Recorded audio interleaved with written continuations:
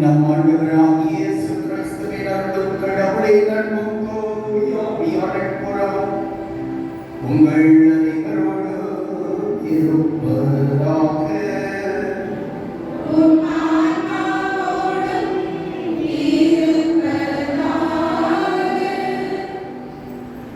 இன்று மனித அறிவுக்கு எட்டாத மறைவுண்மையாம் ஒவ்வொரு கடவுள் என்ற பேருண்மையை உய்த்துணர நம் திருவை ஒவ்வொரு கடவுள் திருவிழாவை கொண்டாட நம்மை அழைக்கிறது.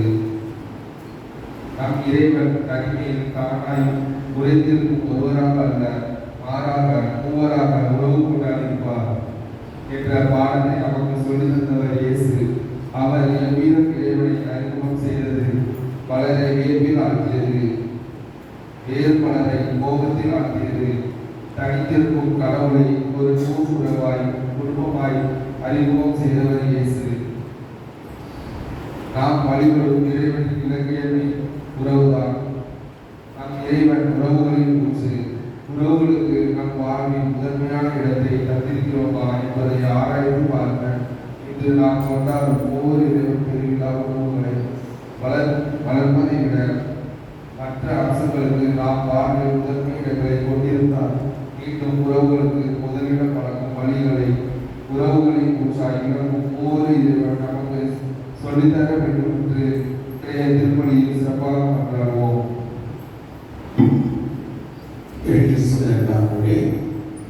உறவுகளின் இசைவருடைய விழாவை கொண்டாடுகிறோம். தந்தை, மகன், தூயாவி என்று மூன்று ஆட்களாக இருந்தாலும் ஒரே கடவுள் இவ்வாறு உறவினால் இணைகிறார்கள், அன்பு உறவினால் இணைகிறார்கள் என்பதை நாம் இன்று விழாவாக கொண்டாடி கொண்டிருக்கின்றோம். இந்த நாளிலே இந்த ஒன்றத்தில் நாமும் வளர வேண்டும், நம்முடைய குடும்பமும் வளர வேண்டும் என அருள் வேண்டும். அன்புமிக்க சகோதர சகோதரி, நம் திருமணத்துக்கு நினைவாக நவீனப்படுகின்ற நமது படைப்பாகிய இந்த தண்ணீரை புனிதப்படுத்தி அருள்மாற்றும் கடவுளாக ஆண்டவரை தெரிஞ்சு கொண்டாடுவோமாக. அவரை நமக்கு உண்மை எழுத்து அன்று நாம் பெற்றுக்கொள்ளக்கூடிய ஆவிக்கு என்றும் உண்மையுள்ளார்களாய் நிலைத்திருக்க அருள் புரிவாராக. என்றென்றும் விளையாமலை இறைவா வாழ்வின் குற்றம் தூய்மைக்கு தொடக்கமான தண்ணீர் வழியாக மக்கள் புனிதமடைந்து நிலை வாழ்வின் கொடையை பெற வேண்டும் என்று திருவுளமானீரே. இந்த தண்ணீரை புனிதப்படுத்தி அருள உமை தாழ்மையாய் வேண்டுகிறோம். ஆண்டவரே, உமது நாளாகிய இன்று மதரும் காவலை நாங்கள் பெற விரும்புகின்றோம். வாழ்வு அளிக்கும் அதருளை ஒன்றே உறுதி தரும். இத்தண்ணீர் எங்கள் உள்ளத்தையும் உடலையும் தீமைகள் அனைத்திலிருந்து காத்தவரையாகுவார். நாங்கள் தூய இதயத்தோடு வேண்டுகிறோம். உமது மீட்பை பெற்றுக்கொள்ளவும் தகுதிருவாக எங்கள் ஆண்டவராகிய கிறிஸ்து வழியாகவே கொண்டாடுகிறோம். எல்லா பல இறைவாக்கரை வளர்ப்பிறந்த இறைவாக்கரை வழியாக கற்பித்தீரை. உமது படைப்பு பொருளாகிய இந்த உப்பை பரிவிலக்கத்தோடு புனிதப்படுத்தி அருளை தாழ்மையாய் வேண்டுகிறோம். ஆண்டவரே, உப்பு கலந்த தண்ணீர் தெளிக்கப்பட விடமெல்லாம் தீயோனின் தாக்குதல் அனைத்தும் தோல்வியரை செய்கிறார். மேலும் உம்முடைய தூய ஆவியார் உடனிருந்து எங்களை இடையாது காத்து வருவாராக. எங்கள் ஆண்டவராகிய கிறிஸ்து வழியாகவே கொண்டாடுகிறோம்.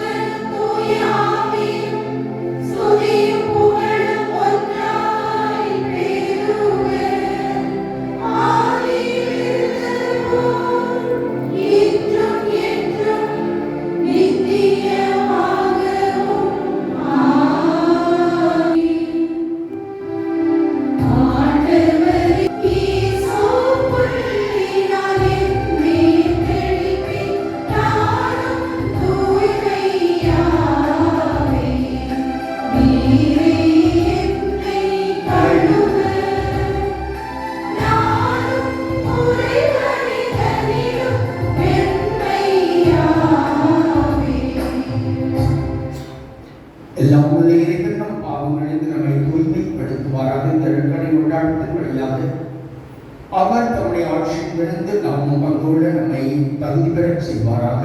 ஆமென்.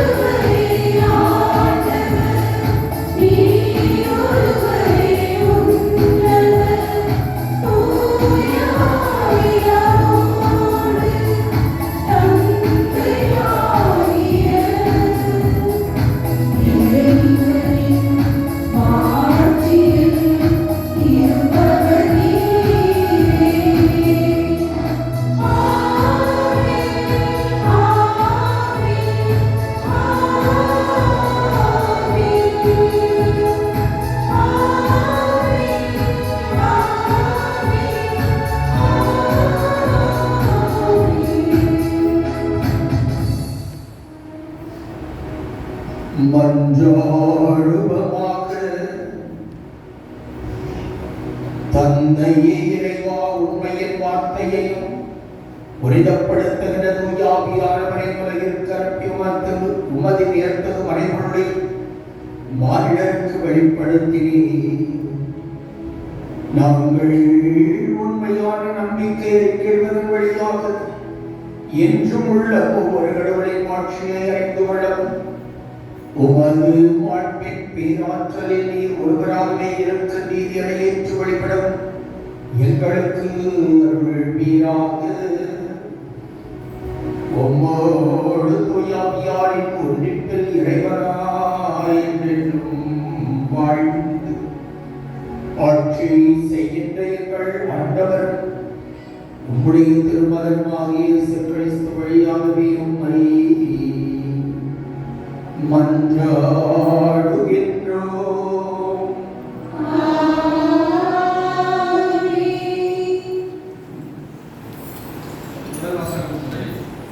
உலகில் மாநிலராய் படைத்த நாள் முதல் தேடும் பாடும் ஓடிய கானா நாட்டிற்கு இஸ்ரேல் மக்கள் வரும் வரை அவர்களை வழிநடத்திய ஆண்டவரே கடவுள், அவரை தவிர வேறு எதுவும் இல்லை என மனதில் இருத்தி நாமும் நம் தலைமுறைகளும் இறைவன் காட்டும் வழியில் நடக்கும்போது அவரது ஆசிரியர் செய்வோம் என்பதை மோசே இன்றைய முதல் வாசகர் இணைச்சட்ட முறையில் கூறுகிறார். மோசே தரும் ஆசிரியர் மொழிகளுடன் வரும் வாசகத்தை நம் சிந்தனையை பதிவு செய்வோம்.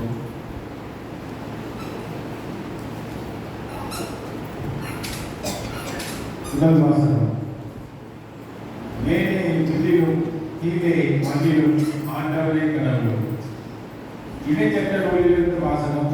அதிகாரம் 4 இறைவசனம் 32 முதல் 34 மற்றும் 39 முதல் 40 முடிய.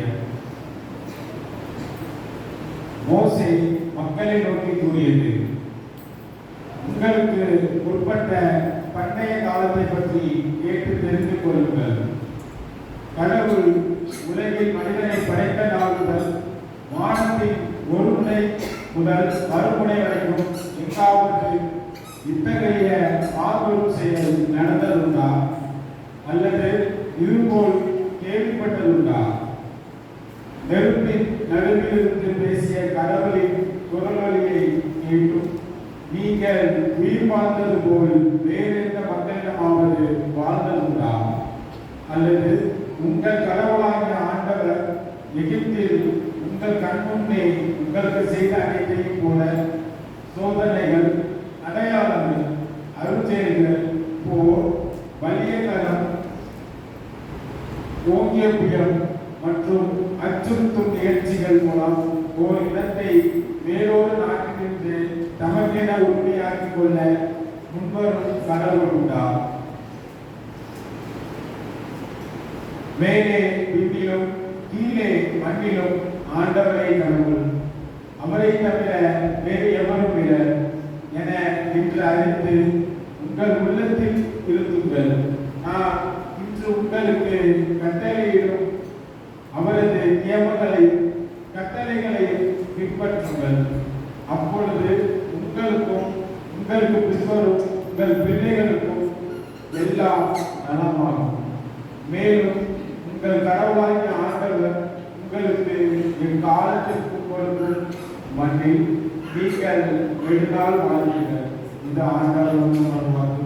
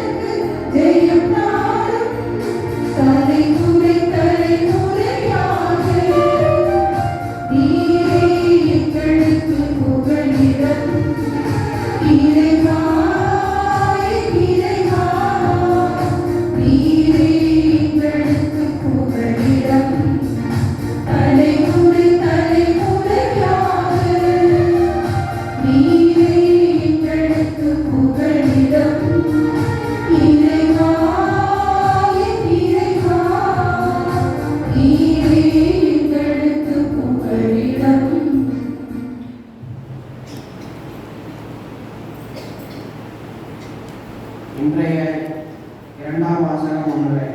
இன்றைய இரண்டாம் வாசகத்தில் கடவுளின் ஆவியால் இயக்கப்படுகிறவர்களே கடவுளின் மக்கள். கடவுளை அப்பா தந்தை என்று அழைக்கும் போது நம்முடன் இணைந்து நாம் கடவுளின் பிள்ளைகள் என்று சாட்சி பகர்கிறார். இவ்வாறு இயேசுவின் பங்காளிகளான நாம் அவரோடு துன்பத்தில் பங்கு பெறும்போது அவரோடு ஆட்சியிலும் பங்கு பெறுவோம் என்பதை எடுத்துக் கூறும் திருத்தூதர் பவுலடியாரின் வார்த்தைகளை கவனமுடன் கேட்போம்.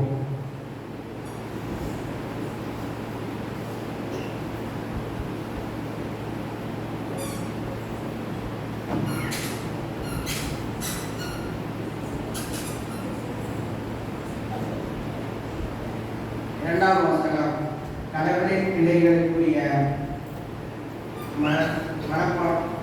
மனப்பான்மையை பெற்றுக் கொண்டீர்கள். திருத்தூதர் பவுல் ரோமேற்கு எழுதிய திருமுகத்திலிருந்து வாசகம். அதிகாரம் 8 வசனங்கள் 14 முதல் 17 வரை. சகோதர சகோதரிகளே, கடவுளின் ஆவியால் இயக்கப்படுகிறவர்களே கடவுளின் மக்கள். மீண்டும் அச்சத்திற்கு உள்ளாக்கும் மனப்பான்மையை நீங்கள் கொள்ளவில்லை. மாறாக கடவுளின் பிள்ளைகளுக்குரிய மனப்பான்மையை பெற்றுக்கொண்டீர்கள். அதனால் நாம் அப்பா தந்தை என்று அழைக்கிறோம். நாம் இவ்வாறு அழைக்கும் போது நாம் உள்ளத்தோடு சேர்ந்து தூய ஆவியாரும் நாம் கடவுளின் பிள்ளைகள் என்பதை சான்று பகர்கிறார். நாம் பிள்ளைகளாகி உரிமை பேரு உடையவர்களாய் இருக்கிறோம். ஆம், நாம் கடவுளிடமிருந்து உரிமை பேரு பெறுபவர்கள், கிறிஸ்துவின் பங்காளிகள். அவருடைய துன்பங்களில் நாம் பங்கு பெற வேண்டும். அப்போதுதான் அவரோடு ஆட்சியிலும் பங்கு பெறுவோம். இது ஆண்டவர் வழங்குமாறு வாக்கு.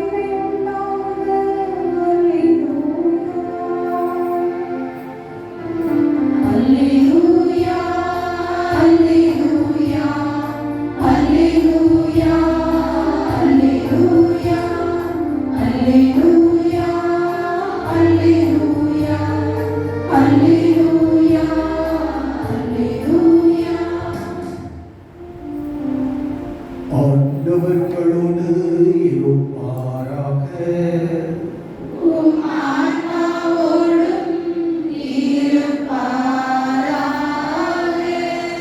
தூயமத்தை எழுதியவரை சுத்த நட்சத்திலிருந்து வாசகம்.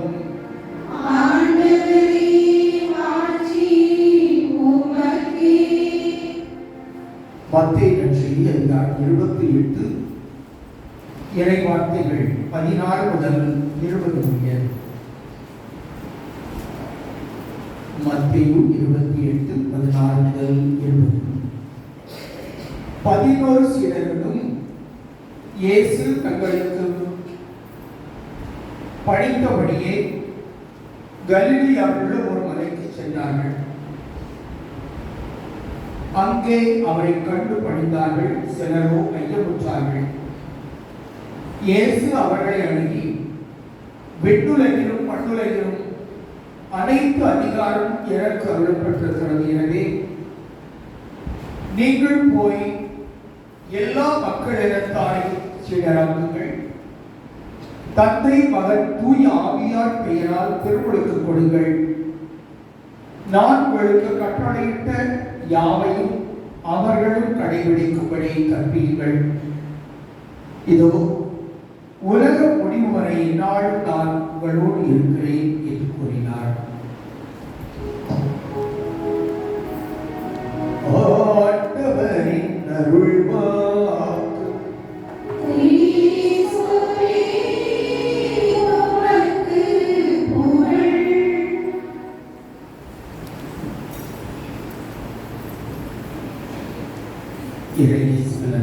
சகோதர சகோதரிகளே, முன்னுரையிலே வாசித்தது போல இது உறவுகளின் விழா. தந்தை மகன் தூயாவி ஆகிய மூவர் கடவுள் மூன்று ஆட்களாக இருந்தாலும் ஒரே கடவுளாக எப்படி இருக்கிறார்கள் என்ற ஒரு சிந்தனையை தூண்டி எழுப்புகின்ற நாள்.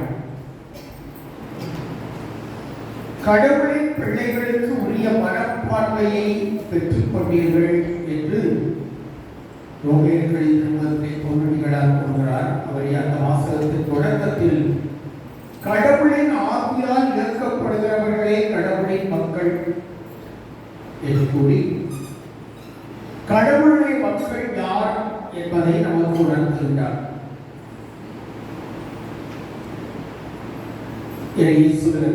சகோதர சகோதரர்களே, மூன்று ஆட்கள் ஒரே கடவுளாக இருக்கிறார்கள். நமது மறைக்கல்வி சொல்லுகிறது, ஒரே ஞானம், ஒரே சித்தம், ஒரே வல்லமை இவர்களுக்குள் இருப்பதால் அவர்கள் மூன்று ஆட்கள் ஆனால் ஒரே கடவுள் என்பது புரிந்து கொள்வது என்பது சற்று கடினமானதுதான். புரித அகுஸ்தினார் இதை பற்றிய விளக்கத்தை கொடுக்க விரும்பினார். இது யாராலும் விளக்க முடியவில்லையே, இது எப்படி விளக்குவது, என்ன விளக்கம் கொடுத்து செய்வது என்று சிந்தனையோடு அவர் பல இடங்களிலும் சிந்தித்தார். இறுதியாக ஒரு நாள் கடற்கரையிலே போய் உட்கார்ந்து கொண்டு கடவுளை சிந்திக்கிறார். ஆகவே இந்த விளக்கத்தை நான் மக்களுக்கு எழுத வேண்டும். இன்று வரை ஊர்வலங்களிலும் பயிற்சி அகுஸ்தினாருடைய போதனைகள் அதிகமாக வந்து கொண்டே இருக்கிறார். அப்படிப்பட்டவர் கடவுளின் ஆன்மை பற்றி இந்த மக்களுக்கு என்ன எடுத்துரைப்பது, எப்படி எளிதாக எடுத்துரைப்பது என்று கேட்டுக்கொண்டிருந்தார். அப்பொழுது அவர் உட்கார்ந்திருந்த அந்த இடத்தின் அருகிலே ஒரு பையன் சிறுவன் நண்டு வளைக்குள் கடல்ல இருந்து தண்ணியை ரெண்டு கையில கொண்டு அந்த நண்டு வளைக்குள் ஊற்றிக்கிட்டே இருந்தான். தம்பி என்னப்பா செய்யற, என்ன செய்யற அப்படின்னா, நம்ம பொதுவாக நம்ம செய்யறோம், நண்டு வெளியே வரணும், அதை பிடிக்கலாம் அப்படின்னு நீ பார்க்க பையங்க. ஆனா இங்கே இந்த சிறுவன் சொன்னான், இந்த தண்ணீரை, கடல் தண்ணீரை நான் இந்த நண்டு வளைக்குள் அடைக்க போகிறேன் என்றார். அது எப்படி முடியும்? இவ்வளவு பெரிய கடல், இவ்வளவோ நண்டு வளையாச்சு, இது கூட நீ எப்படி அடைக்கிறேன்னு கேட்டார் அகஸ்தினார். அப்பொழுது அந்த சிறுவன் சொன்னார், கையளவுக்கு இருக்கிற உங்களுக்குள்ள இந்த உலகத்தையே படைத்த கடவுளை அடக்க விரும்புகிறாயே, அடக்க நினைக்கிறாயே, அது நடக்கும்னா நிச்சயமா இதுவும் நடக்கும் அப்படின்னு. அப்பதான் அகஸ்தினாருக்கு புரிகிறது, அந்த சிறுவன் அதோடு மறைந்து விட்டான் என்று சொல்லுகிறது. அப்பொழுதுதான் அவருக்கு புரிகிறது, இது விளக்கம் கொடுப்பது என்பது மிக மிக சிரமமான ஒன்று, முடியாத ஒன்று. கை அடக்கமுள்ள உன்னுடைய மூளைக்குள் கடவுளையே கொண்டு வர விரும்புகிறாயே, இது நடக்கக்கூடிய காரியமா என்று அந்த சிறுவன் கேட்டுவிட்டு சென்று விட்டார். அதற்கு பிறகு அகஸ்தினார் மெதுவாக யோசித்து முடிந்த அளவு எழுதுகிறார், கடவுளை விளக்க முடியாது, கடவுளை பற்றி விளக்கம் கொடுக்க முடியாது, ஆனால் உங்களது வாழ்க்கை அனுபவத்தால் அவரை அறிந்து கொள்ள முடியும் என்றார். எப்படி கடவுளுக்கு ஒரே சித்தம், ஒரே ஞானம், ஒரே வல்லமை இருக்கிறது, அதே போல கணவன், மனைவி, பிள்ளைகள் என்ற அன்பு உறவிலே ஒரு இனிய குடும்பமாக நாம் வாழத் தொடங்கினோம் என்றால், ஒரு வீட்டுக்குள்ள ஒருவரை ஒருவர் முழுமையாக புரிந்து கொண்டு, ஒருவரை ஒருவர் முழுமையாக அன்பு செய்து, முழுமையாக ஏற்றுக்கொண்டு வாழ்கின்ற பொழுது, நீ உயர்ந்தவன், நான் உயர்ந்தவன், நான் பெரியவன், நீ பெரியவள் அல்ல, மாறாக எல்லோருமே இந்த குடும்ப உறுப்பினர்கள், இந்த குடும்பத்தின் முன்னேற்றுவதற்காக நாம் முயற்சிக்கின்றோம் என்று ஒருமனப்பட்டு கருத்து பயிர் வங்கை நடத்தி வாழ்கின்ற குடும்பத்தில் உண்மையாகவே இந்த அனுபவத்தை பெற முடியும். குடும்பத்திலே கணவரும் மனைவியும் ஒருவரை ஒருவர் நிபந்தனையற்ற முழுமையாக அன்பு செய்கின்ற பொழுது, இந்த பெற்றோரும் பிள்ளைகளும் முழுமையாக அன்பு செய்கின்ற பொழுது இந்த அன்பை ஓரளவுக்கு நாம் புரிந்து கொள்ள முயற்சிக்கலாம்.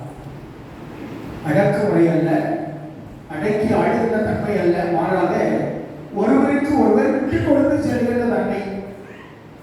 இன்றைய முதல் வாசகத்துல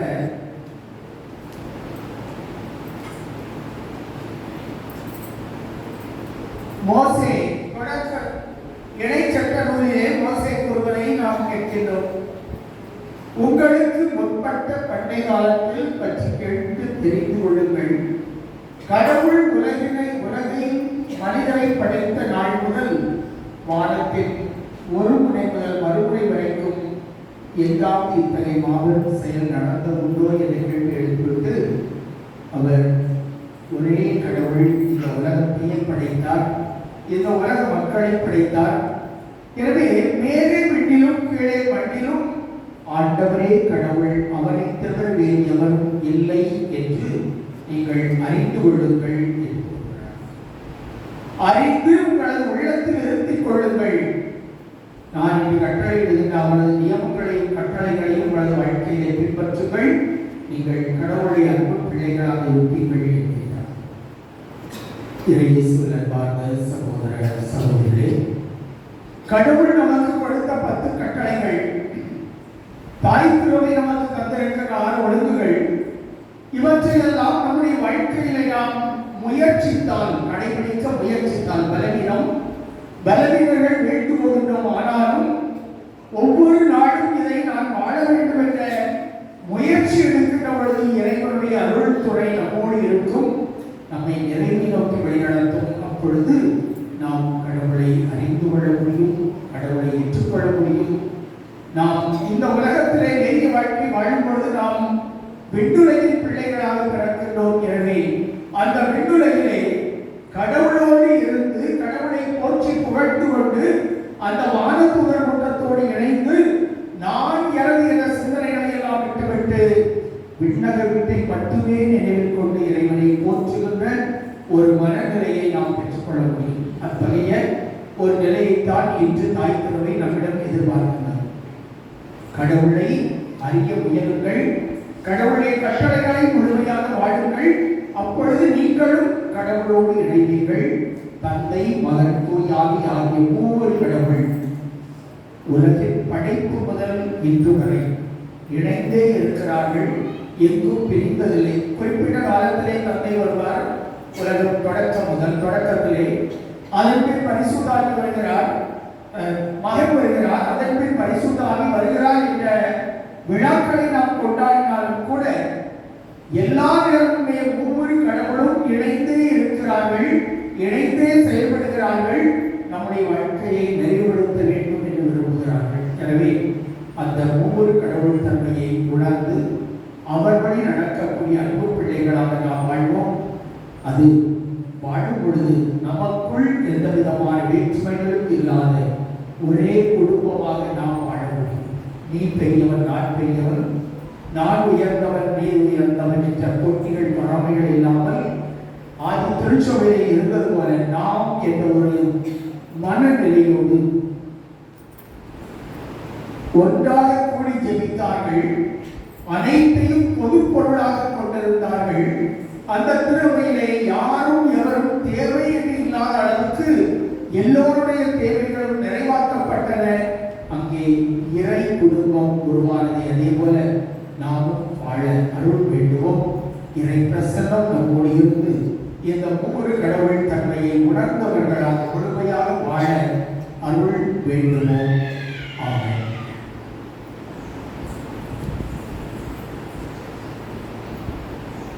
அனைவரும் எழுந்திருப்போம், நம்முடைய நம்பிக்கையை வெளியிடுவோம்.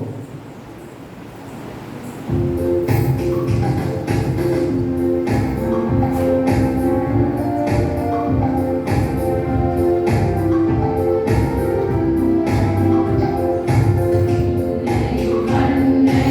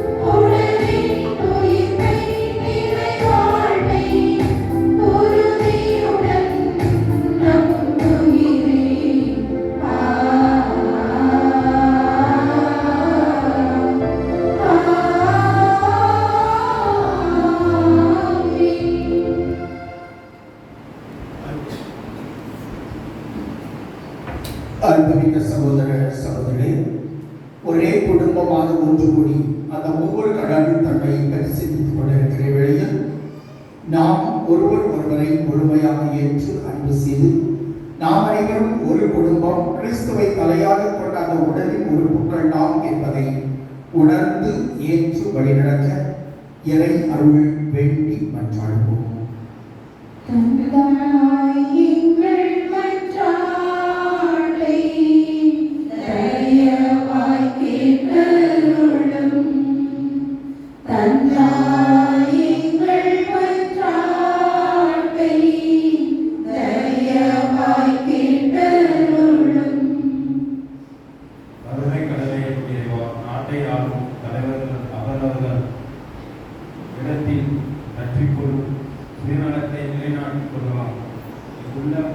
உள்ள மக்களின் சேவைகளை உணர்த்தி பற்றி சேவைகளை உத்வேகத்தை நாட்டும் தலைவர்கள் வழங்கிட வர வேண்டிய யோகம் கொண்டாடி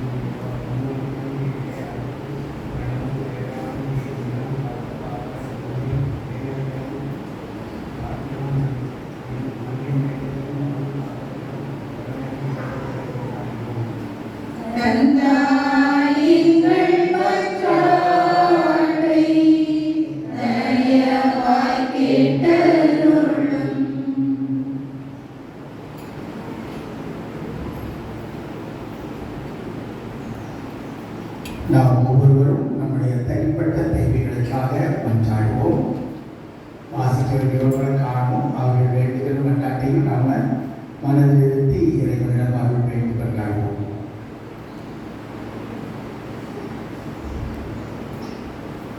அன்பு தந்தை இறைவா, இந்த நாளுக்காக நாங்கள் நன்றி கூறுகின்றோம், மெய்ப்போற்றுகின்றோம், மெய்ப்பொழுகின்றோம். எங்களது ஒருங்கிணைப்பிலே நாங்கள் இன்னமும் நெருக்கமாக வர ஒருவரை சுயநலமின்றி பிறர் நலத்தோடு பேணி காக்க அருள் தாரும். நாங்கள் எடுக்கிற முயற்சிகள் ஒவ்வொன்றிலும் ஒற்றுமையையும் உறவுகளையும் வளர்த்தரும். நாங்கள் வேற்றுமை பாராட்டாமல் நாங்கள் அனைவரும் ஒரு குடும்பம் என்ற ஒற்றுமை உணர்வோடு மென்மேலும் வளர்ந்தோன்று எங்களுக்கு அருள் பொழிவீராக. தந்தாய், நாம் ஒன்றாய் இருப்பது போல் அவர்களும் நம்முள் ஒன்றாக இருக்க வேண்டும் என நான் விரும்புகிறேன் என்ற ஆண்டவர் இயேசுவின் வார்த்தையை நம்முடைய வாழ்க்கையை செயலாக்கி ஒருவரை ஏற்று வழிநடத்த அருள் புரிவாராக. எங்கள் ஆண்டவராகிய கிறிஸ்து வழியாகவே மன்றாடுகிறோம். ஆமென்.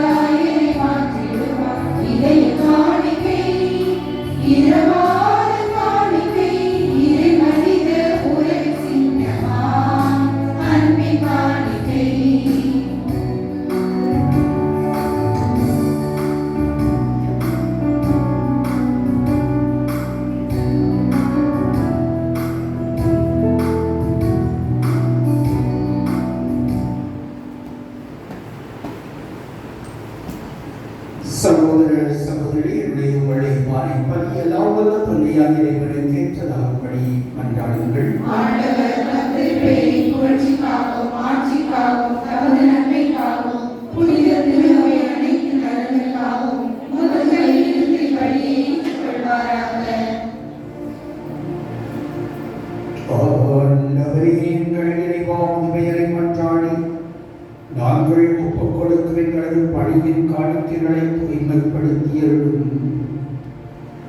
இதன் வழியாக எங்களையும் உமக்கு உகந்த நிலையான காணிக்கையாக மாற்றுவீராக.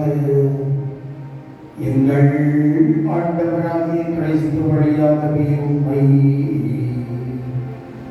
மன்றாடுகின்றோம்.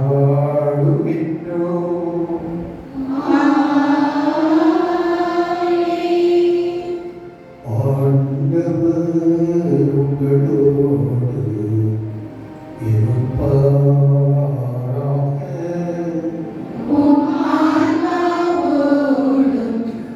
இருப்பாராக.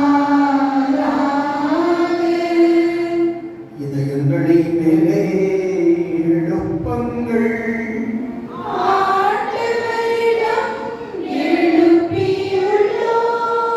நம் இறைவனாகிய ஆண்டவருக்கு நன்றி கூறுவோம்.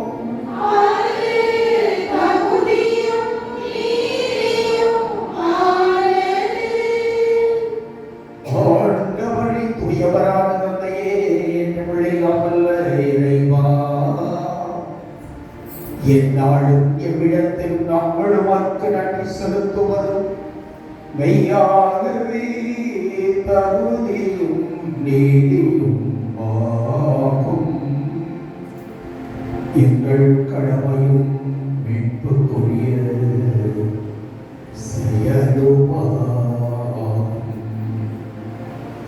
உம்முடைய ஒரே பேரான மகனோடும் தூயாவியாரோடும் வாழ்வகையிலே ஒருவராக நாங்கள் ஒருவராயிருந்தாலும் இறை தன்மையிலே ஒரே கடவுளாகவும் ஒரே ஆண்டவராகவும் ஏனெனில் நீரே வெளிப்படுத்தியதனால் மதுமாட்சி பற்றி நாங்கள் நம்புவதையே உம்மகனை குறித்தும் தூயாவியாரை குறித்தும் எத்தகைய வேறுபாடு நம்புகின்றோம். எவ்வாறு உண்மையான நிலையான கடவுள் தன்மையை நாங்கள் அறிக்கையிடும் பொழுது ஆழ்வகையிலே தனித்தன்மையையும் இறையியலில் ஒருமையையும் மாண்பினில் சமத்துவத்தையும் போற்றுகின்றோம். ஆகவே வானக தூதர்கள், முதன்மை வான தூதர்கள், கெரூபீன்களும் செராபீன்களும் உம்மை புகழ்ந்து நாள்தோறும் ஒளிவின்றி ஆர்ப்பரித்து ஒரே குரலாக பாடுவதாவது: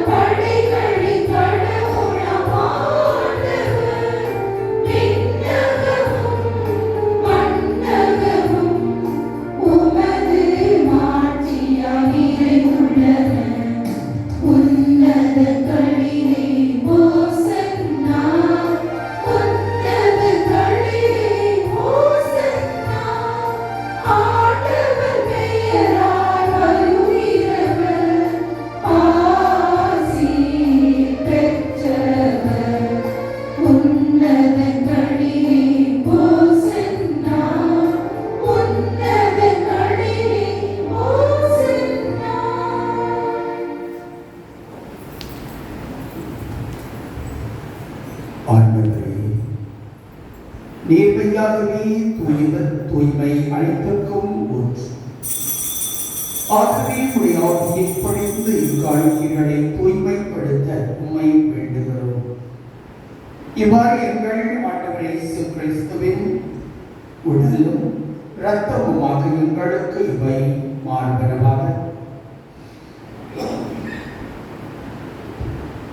அவர் பாடுபட உளம் கனிந்து தம்மை கையளித்த போது அப்பத்தை எடுத்து நன்றி செலுத்தி அதை பெற்று தம் சீடருக்கு அளித்து கூறினார்: அனைவரும் இதிலிருந்து பெற்று உண்ணுங்கள், ஏனெனில் இது உங்களுக்காக கையளிக்கப்படும் என் உடல்.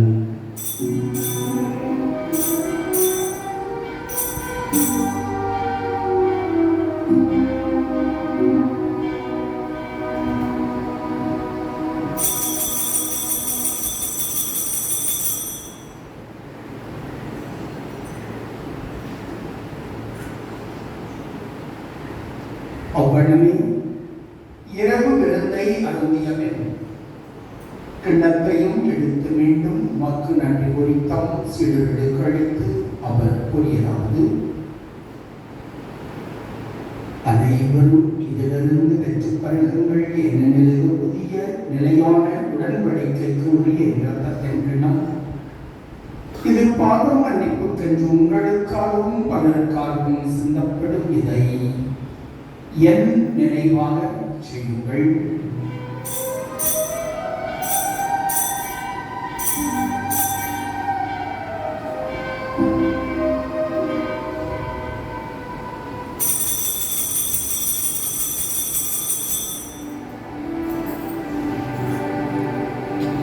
நம்பிக்கையின் மறைபொருள்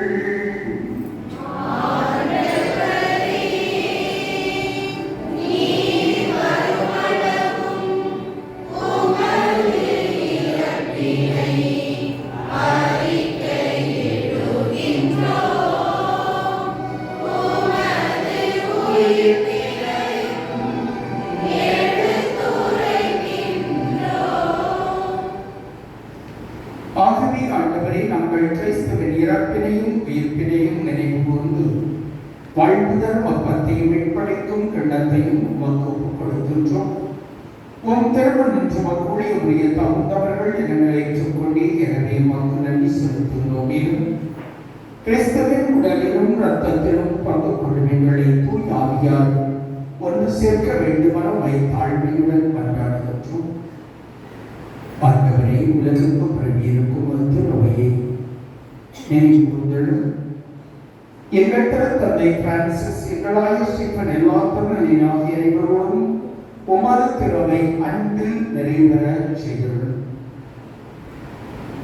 உயிர் தெழுவோம் என நோக்குடன் துயில் கொள்ளுங்கள் சகோதர சகோதரிகளையும் இறந்தோர் அனைவரையும் இரக்கத்தோடு நினைவுறுத்தும் திருமுக ஒளியினுடைய சொல்லலும் எங்கள் அனைவர் மீதும் இரக்கமாயும். கடவுளின் கன்னித்தாயான புனித மரியா, அவருடைய அன்பு கணவர், எங்கள் பாதுகாவலருமான புனித யோசேப்பு, புனித திருத்தூதர்கள், இவ்வுலகிலே வாக்குவர்களாக இருந்தோர் ஆகிய புனிதர்கள் அனைவரோடு நாங்கள் நெல்லை வாழ்வில் பங்கெடுத்து தகுதியோம். உம் திருமகன் இயேசு கிறிஸ்து வழியாக உம்மை புகழ்ந்தேத்தும் வரனுள்ள உம்மை மன்றாடுகின்றோம்.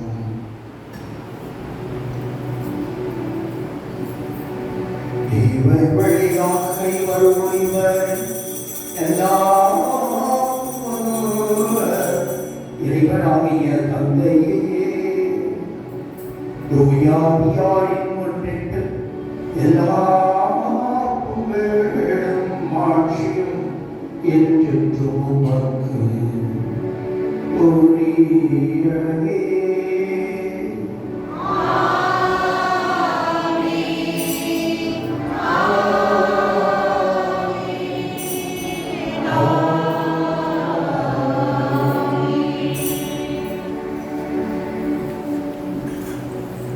மீட்பரின் கட்டளையால் கற்பிக்கப்பட்டு இறை படிப்பினையால் பயிற்சி பெற்ற நாம் துணிந்து பாடுவோம்.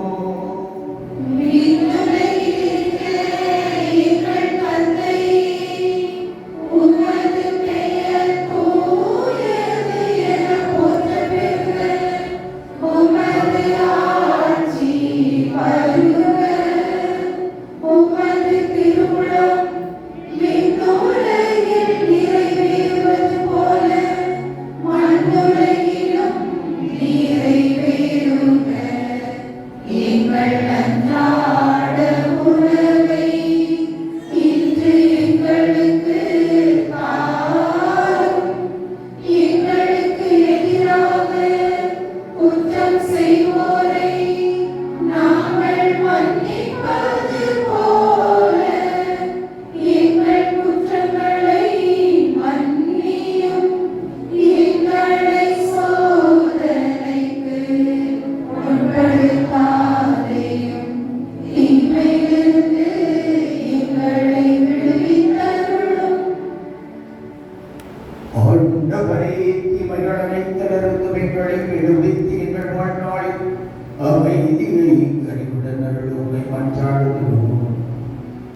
உமது இரக்கத்தின் உதவியால் நாங்கள் பாவத்திலிருந்து எப்பொழுதும் விடுதலை பெற்று யாதொரு கலக்கமுமின்றி நலமாயிருப்போமாக. நாங்கள் எதிர்நோக்கியிருக்கும் பேரின்பத்திற்காகவும் எம் மீட்பராகிய இயேசு கிறிஸ்துவின் வருகைக்காகவும் காத்திருக்கின்றோம்.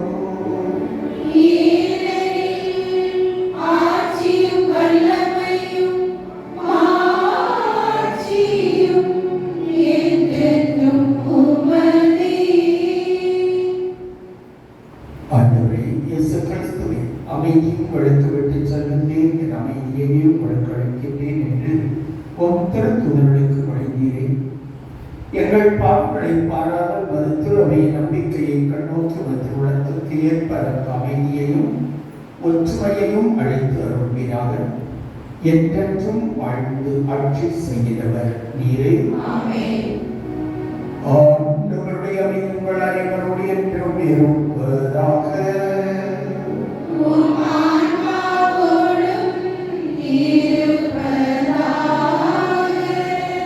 ஒருவருக்கு ஒருவர் கிறிஸ்துவின் அமைதியை மகிழ்வோடு அறிவித்துக் கொள்வோம். சமாதானம்.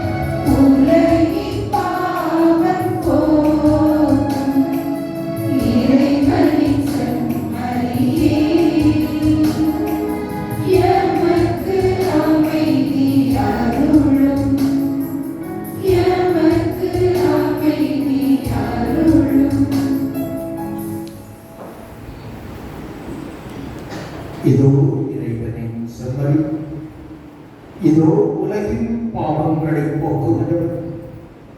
செம்மறியின் விருந்திற்கு அழைக்க பெற்றோர் பேறு பெற்றோர்.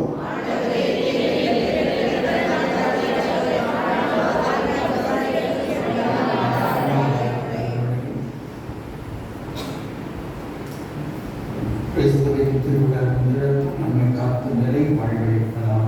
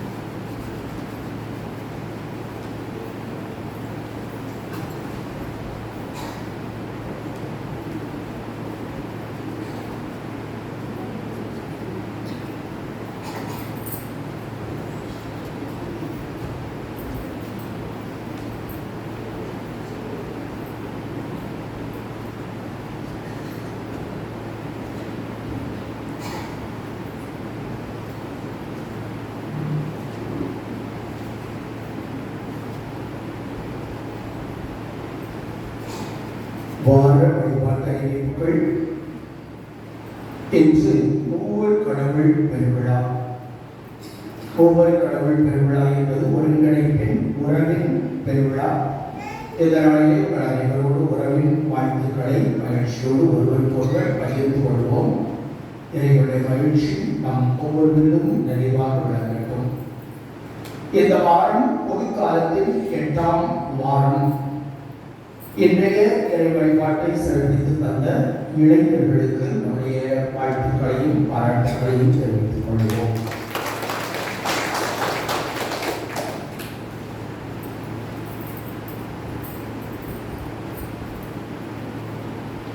திங்கள், செவ்வாய், வியாழன், வெள்ளி, சனி நாட்களிலே காலை திருப்பலி, புதன்கிழமை மாலையில் சாலை ஓர சூசையப்பர் தேவியில் மாதத்தின் இறுதி புதன்கிழமையில் திருப்பலி,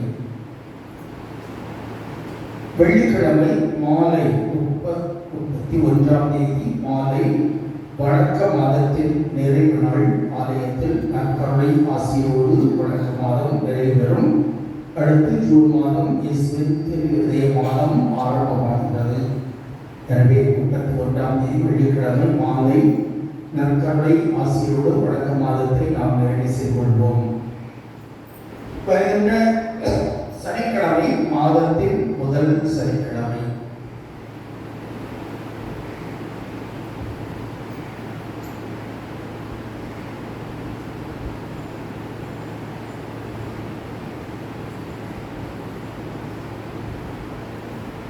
இன்று மாலை தோராவில் தெவியல் திருவிழா திருப்பலி நடைபெறுகிறது. 3 நாட்கள் திருப்பலி நடைபெறுகிறது. இன்று 3ஆம் நாள் இறுதி நாள் திருப்பலி. மாலை 7 மணிக்கு 6:30 மணிக்கு ஜெபமாலை அதைத் தொடர்ந்து திருப்பலியும் நடைபெறுகிறது. 30ஆம் தேதி வியாழக்கிழமை ஜோசப் சாந்தகுமார் நினைவு ஆன்ம இளைப்பாற்றி நினைவு நாள். 31ஆம் தேதி ஜோசப் சாந்தகுமார் ஆன்ம இளைப்பாற்றிக்காகவும் ஆரோக்கிய கிங்ஸ்லின் ஆன்ம இளைப்பாற்றிக்காகவும் திருப்பலி.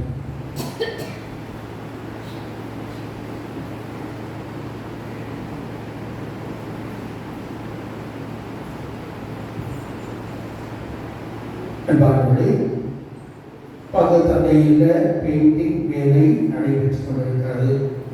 அறைகள் உட்பகுதிகள் அனைத்தும் மழையின் காரணமாக வேலை முடித்துவிட்டு கீழே வரலாம் இருந்தோம்.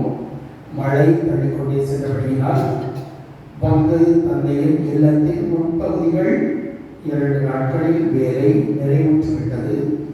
இனி மழை நிறைந்தவுடனே மேலே மாடியிலும் சுற்றுப்பகுதிகளிலும் பெயிண்டுகள் அடிக்கப்படும். நன்கொடைகள் கொடுக்கிறவர்கள் தாராளமாக கொடுத்து உதவி செய்ய உங்களை அன்போடு கேட்டுக்கொள்கின்றேன்.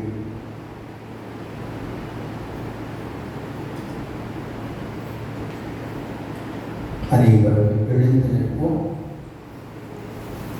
நன்றி பண்பாடுவோம்.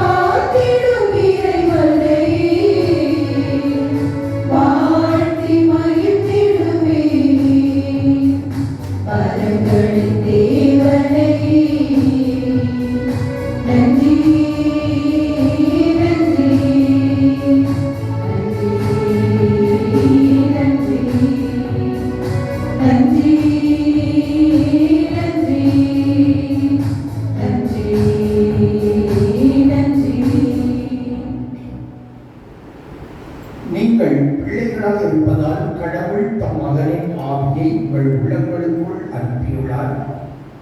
அந்த ஆவி அப்பா தந்தையே என கூப்பிடுகிறது. மன்றாடுவோமாக. ஆண்டவரே, எங்கள் இறைவா, நாங்கள் நிலையான தூய ஒரு கடவுள் தன்மையை பாகுபாடற்ற ஒருமையையும் அறிக்கையிடுகின்றோம். அதனால் நாங்கள் உட்கொண்ட இந்த திருமணம் எங்களுக்கு உடல் உள்ள நலனையும் அளிப்பதாக. எங்கள் ஆண்டவராகிய கிறிஸ்து வழியாகவே உம்மை மன்றாடுகின்றோம்.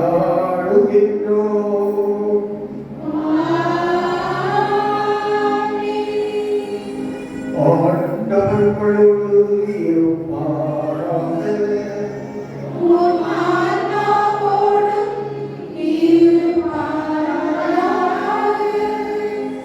எல்லாம் வல்ல இறைவன் தந்தை, மகன், தூய ஆவியார் உங்களை பரிமாசீர்வதிப்பாராக.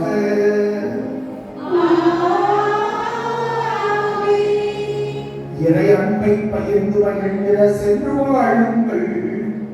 திருப்பலி நிறைவேற்றது.